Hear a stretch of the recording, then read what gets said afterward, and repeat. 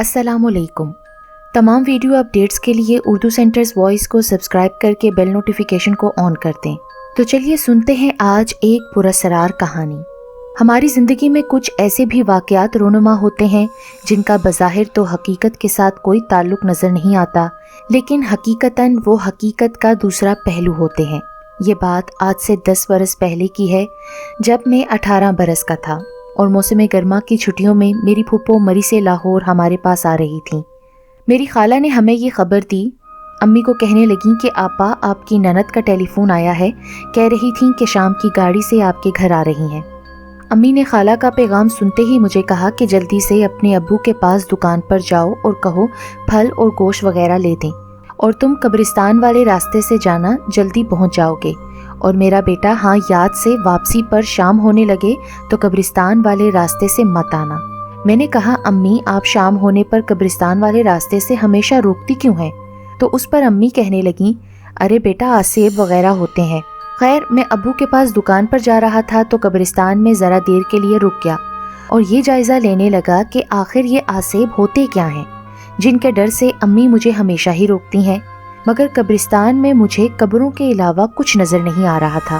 ابو کے پاس پہنچا اور کہنے لگا ابو پھپھو آ رہی ہیں شام کی گاڑی سے، امی نے کہا ہے کہ پھل اور گوشت وغیرہ لے دیں۔ ابو نے میری یہ بات سنتے ہی فوراً ملازم کو پیسے دیتے ہوئے سامان کی لسٹ اس کے ہاتھ میں تھما دی۔ کافی دیر بعد ہمارا ملازم سودا صرف لے کر دکان پر چڑھا تو ابو اس کو کہنے لگے تمہیں کتنی بار کہا ہے کہ کسائی کو کہا کرو کہ گوشت کو پہلے اخبار لگائے پھر شاپر میں ڈالے۔ اس پر ملازم کہنے لگا صاحب اس کے پاس ردی ختم ہو چکی تھی لیکن میں نے شاپر ڈبل کروایا ہے۔ اور پھر ابو نے مجھے سودا تھماتے ہوئے تاکید کی کہ بیٹا قبرستان والے راستے سے واپس مت جانا۔ میں نے ابو سے پوچھا قبرستان والے راستے سے کیا ہوگا؟ تو ابو کہنے لگے بیٹا وہاں آسیب وغیرہ ہوتے ہیں، تم کہیں ڈر نہ جاؤ، اسی لیے میں منع کرتا ہوں۔ ابو کے پاس اس وقت ان کے ایک قریبی دوست چچا کریم بیٹھے ہوئے تھے۔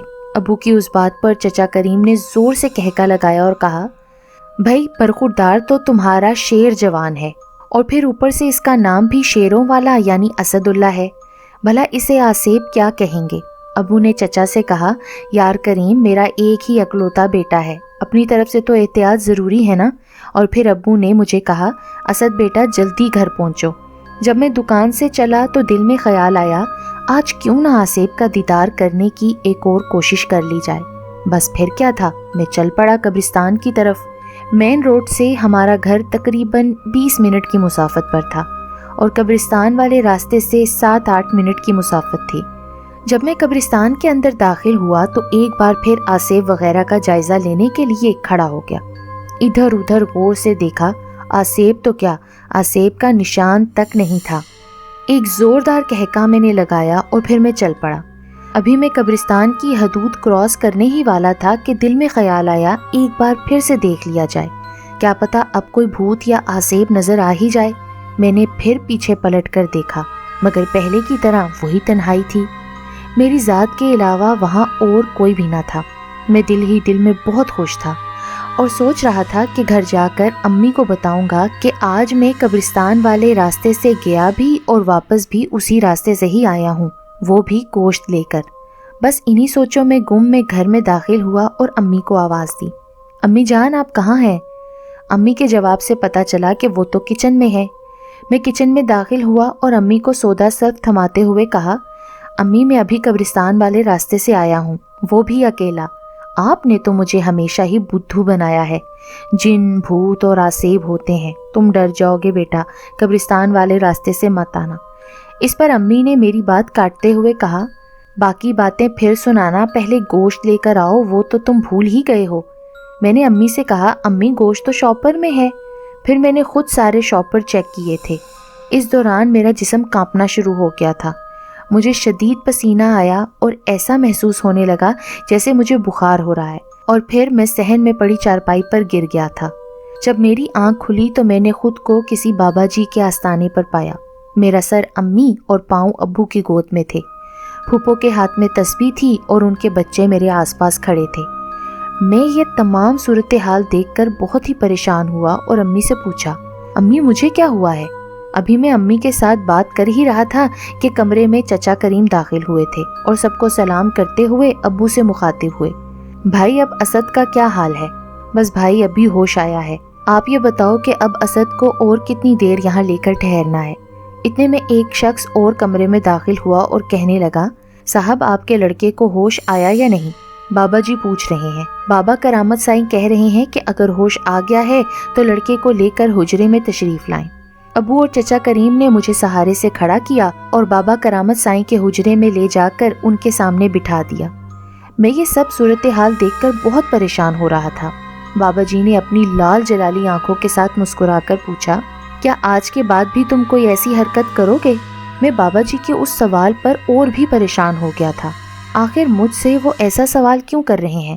میں نے آخر ایسی کون سی غلطی کر دی ہے، یا پھر میں نے ایسا کیا کر دیا ہے اور اس سے پہلے کہ میری خاموشی محفل کا ماحول خراب کرتی؟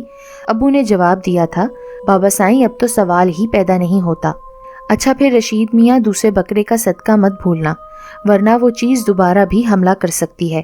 پھر بابا جی نے امی سے کہا، اگر اپنے بچے کی جان پیاری ہے تو تعویذ کا ناغہ مت کرنا بی بی۔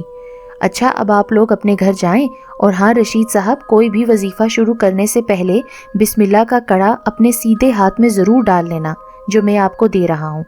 ابو نے بابا جی سے بڑی حیرت سے پوچھا، بابا جی کیا کوئی وظیفہ مجھے بھی کرنا ہے؟ تو اس پر بابا جی مسکرا کر بولے تھے، رشید میاں اگر تم وظیفہ نہ ہی کرو تو اچھی بات ہے، میں تو بس احتیاطاً کہہ رہا ہوں، اگر کبھی کوئی وظیفہ شروع کرنا تو پہلے بسم اللہ کا کڑا ضرور ڈال لینا۔ اچھا اب تم لوگ جا سکتے ہو۔ جب ہم لوگ گھر پہنچے تو میں نے امی سے پوچھا، امی یہ سب کیا چل رہا ہے؟ امی نے میرے سوال پر مجھ سے پوچھا، اسد تمہیں کچھ بھی یاد نہیں کہ اس دن کیا ہوا تھا؟ امی آپ کس دن کی بات کر رہی ہیں؟ آپ اور یہ بابا جی اور بکرے کا صدقہ وغیرہ، یقین کریں مجھے کچھ بھی یاد نہیں آ رہا۔ اچھا جس دن تمہاری پھوپھو آئی ہیں اس دن کیا ہوا تھا؟ امی پھوپھو کس دن آئی ہیں؟ ارے بیٹا آج سے 2 دن پہلے تمہاری پھوپھو کا فون آیا تھا کہ میں آ رہی ہوں، اور پھر میں نے تمہیں تمہارے ابو کے پاس دکان پر بھیجا تھا کہ کچھ سودا سلف لے آؤ اور واپسی پر قبرستان والے راستے سے مت آنا، لیکن تم نے تو میری ایک نہ مانی اور واپس قبرستان والے راستے سے آئے۔ تو تم قبرستان سے گوشت لے کر جب گزرے تو وہاں کسی ہوائی چیز نے تم سے گوشت چھین لیا، بس اسی وجہ سے تم ڈر گئے تھے۔ امی آپ یقین کریں مجھے کچھ بھی یاد نہیں۔ تو اس پر پھوپھو نے میری بات کاٹ کر کہا، اسد اب تمہیں کچھ بھی یاد کرنے کی ضرورت نہیں ہے۔ پھر پھوپھو نے اپنے آپ کو کوسنا شروع کر دیا، ہائے میرے بچے کو میری وجہ سے کیا ہو گیا ہے، کاش میں نہ ہی آتی تو اچھا تھا۔ اس پر امی بولیں، باجی آپ کی کیا غلطی اس میں، بس مالک کا لاکھ لاکھ شکر ہے کہ میرے بیٹے کی جان بچ گئی۔ اور پھر پھوپھو 2 دن ہمارے پاس رہ کر واپس چلی گئی۔ اب میرے باہر جانے پر مکمل طور پر پابندی عائد ہو چکی تھی۔ امی ابو میرے معاملے میں بہت محتاط رہنے لگے، اور میں ان کے اس رویے کے علاوہ اس بات سے بھی بہت پریشان تھا کہ میرے گلے میں کالی ڈوری اور چمڑے میں تعویذ آخر کیوں ڈالا گیا ہے۔ وہ سانحہ جو میرے ساتھ ہوا ہی نہیں، مجھے اس کا احساس کیوں دلوایا جاتا ہے؟ میرے ساتھ ایسا پہلی بار ہوا تھا۔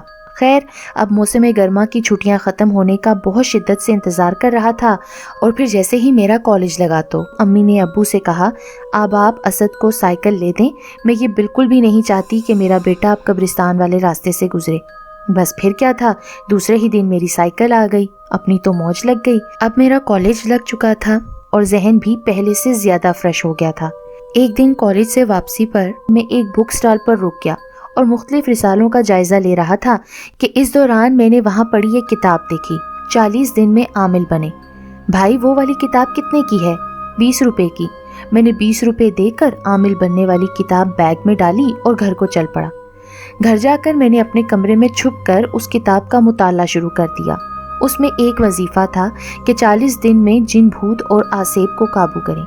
اب میرے دل میں بدلے کی آگ جل رہی تھی کہ جس آسیب کی وجہ سے میری گرمی کی چھٹیاں خراب ہوئیں اس کو میں ضرور قابو کروں گا۔ بس پھر کیا تھا، وظیفہ شروع کر دیا۔ روز رات کو امی ابو کے سونے کے بعد میں تقریباً رات کے 1 بجے کے قریب وظیفہ شروع کر دیتا۔ ابھی مجھے 10 دن ہی ہوئے تھے کہ دوران وظیفہ میں نے بہت شدید گرمی محسوس کی۔ میرا دل چاہ رہا تھا کہ فوراً کمرے سے باہر چلا جاؤں، لیکن کتاب میں صاف صاف لکھا تھا کہ دوران وظیفہ اپنی جگہ بالکل بھی نہیں بدلنی، ورنہ موت بھی واقع ہو سکتی ہے۔ جب گرمی کی شدت اپنے عروج کو پہنچی تو میرے کمرے میں امی داخل ہوئیں اور مجھے کہنے لگیں، اسد بیٹا اتنی گرمی میں کیوں بیٹھے ہو، چلو آؤ باہر آ جاؤ۔ میں نے کہا امی میں یہ تسبیح ختم کر کے آؤں گا۔ تو امی کو میری بات پر بہت غصہ آیا اور وہ ناراض ہو کر کمرے سے باہر چلی گئیں۔ میری تسبیح ختم ہونے میں ابھی 4 دانے رہتے تھے کہ امی کی آواز میرے کانوں میں آئی، اسد تمہارے کمرے میں سانپ داخل ہوا ہے، جلدی باہر آ جاؤ۔ میرے کمرے سے باہر آتے آتے میری تسبیح پوری ہو چکی تھی، لیکن میں نے باہر آ کر دیکھا تو امی صحن میں موجود ہی نہیں تھی۔ میں نے امی کو آواز دی تو وہ اپنے کمرے سے اٹھ کر آئیں۔ کیا ہوا اسد بیٹا؟ امی آپ سو رہی تھی؟ ہاں، کیوں خیریت ہے؟ کیا آپ میرے کمرے میں ابھی نہیں آئی تھیں تھوڑی دیر پہلے؟ نہیں اسد، تم کیا ڈر گئے ہو پھر سے؟ ان کی آواز میں حیرت کے ساتھ پریشانی بھی تھی۔ پھر مجھے نہیں معلوم میرے ساتھ کیا ہوا۔ جب میری آنکھ کھلی تو میں نے خود کو دوبارہ بابا کرامت سائیں کے آستانے پر پایا۔ میرا سر امی اور پاؤں ابو کی گود میں تھے اور بابا کرامت سائیں کہہ رہے تھے، رشید میاں یہ تعویذ کسی وزنی چیز کے نیچے رکھنا، اگر گھر میں ہاتھ والی آٹا چکی ہے تو زیادہ بہتر ہے کہ اس کے نیچے رکھا جائے۔ ابو نے بابا کرامت سائیں سے پوچھا، بابا جی اب وہ چیز دوبارہ تو حملہ نہیں کرے گی نا؟ بابا جی نے جواب دیا، بالکل بھی نہیں۔ پھر وہ مسکراتے ہوئے بولے، رشید میاں مجھے پتا تھا تمہارا لڑکا ضرور کوئی مہم جوئی کرے گا۔ اگر تمہارے لڑکے نے بسم اللہ کا کڑا نہ پہنا ہوتا تو یا تو یہ پاگل ہو جاتا یا پھر تم لوگوں کا کوئی اور بہت بڑا نقصان ہو چکا ہوتا۔ رشید میاں اب یاد آیا میں نے تمہیں کیوں کہا تھا کہ کوئی وظیفہ کرو تو سیدھے ہاتھ میں بسم اللہ کا کڑا ڈال لینا۔ اور پھر بابا کرامت سائیں نے زوردار کہکا لگایا۔ چچا کریم نے بابا کرامت سائیں سے اجازت طلب کی اور ابھی ہم لوگ وہاں سے نکل رہے تھے کہ بابا سائیں نے کہا، رشید میاں اب یہ تعویذ کھول کر مت دیکھنا کہ اس میں کیا ہے۔ بابا جی کی اس بات پر ابو نے فوراً میری طرف غصے سے دیکھا اور میں نے آسمان کی طرف دیکھ کر اللہ سے ہر مصیبت سے آزاد رہنے کی دعا کے ساتھ دل میں پکا ارادہ کر لیا تھا کہ آ بیل مجھے مار والی مثال کے مصادق آ آسیب آ والی غلطی کبھی نہیں کروں گا۔